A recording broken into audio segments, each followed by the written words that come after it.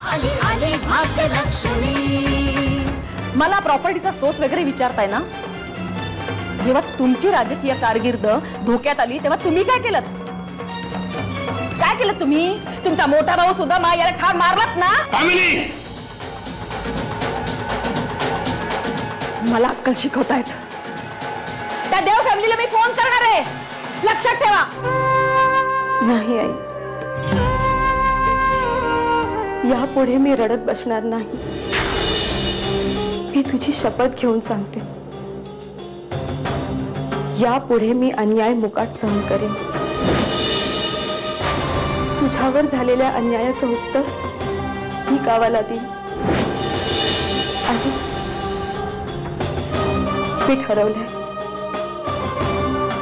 या अन्यायाविरुद्ध मी लढणार। या लढाईसाठी मला बळ दे। सुदामा दादा, मी लहान तोंडी मोठा घास घेतोय, पण धनाजी रावांची महत्वाकांक्षा खूप मोठी आहे। त्यांना राजकारणात नाव कमवायचं आणि गेली 30 वर्ष ते सातत्याने या क्षेत्रात खूप काही गोष्टी करतायत जे तुम्हाला विशेष रुचत नाही, आणि म्हणून त्यांना असं वाटतं की त्यांची झेप अर्धवट राहते। तुमच्या धनादादांची राजकारणाची आणि समाजकारणाची पद्धत ही फार वेगळी आहे, विचित्र आहे, बरी नाहीये ती।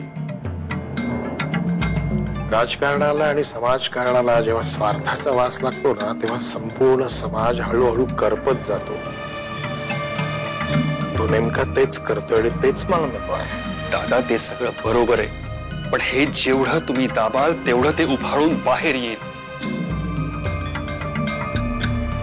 दादा, धनाजी रावांना त्यांच्या मनासारखं करू द्या।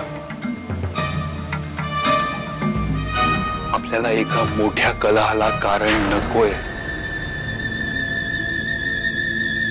भाऊ, आयुष्यात मला जे पटलं नाही ते मी कधी केलं नाही आणि करणार नाही, आणि धनाला मी ते करून देणार नाही। मी त्याच्यापेक्षा 3 वर्षांनीच वडील असलो तरी सुद्धा त्याला मी जपलेलं आहे, लहानपणापासून त्याचा सांभाळ केलेला आहे। मला तेवढा अधिकार आहे त्याच्यावरती। मी कधीही संपूर्ण वेळ त्याला राजकारणामध्ये सक्रिय होऊ देणार नाही। तरीही त्यांनी आग्रह धरलाच तर मात्र त्यांनी आणि त्याच्या कुटुंबाने माझा सहवास सोडावा, आणि मग त्यानंतर तशा परिस्थितीमध्ये माझ्याकडून त्यांनी कधीही कोणत्याही तऱ्हेची मदतीची अपेक्षा करू नये। आज तुम्ही हवे होता सुदामा दादा।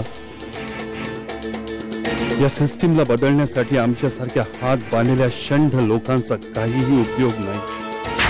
आई बिराई, त्या काशीला शक्ती दे, दे शक्ती तिला।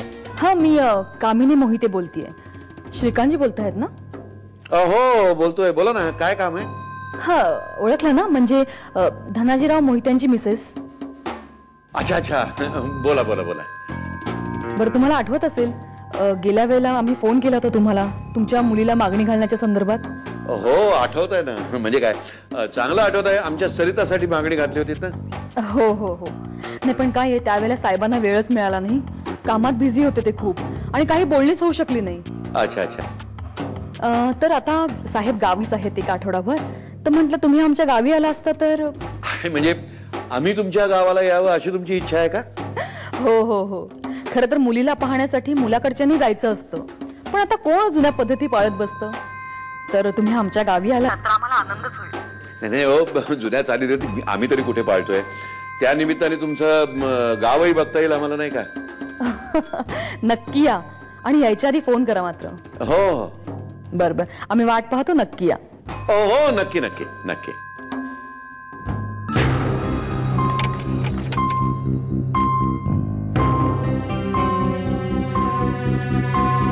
आधी आनंदाची बातमी ऐका, सरितासाठी स्थळ आलंय।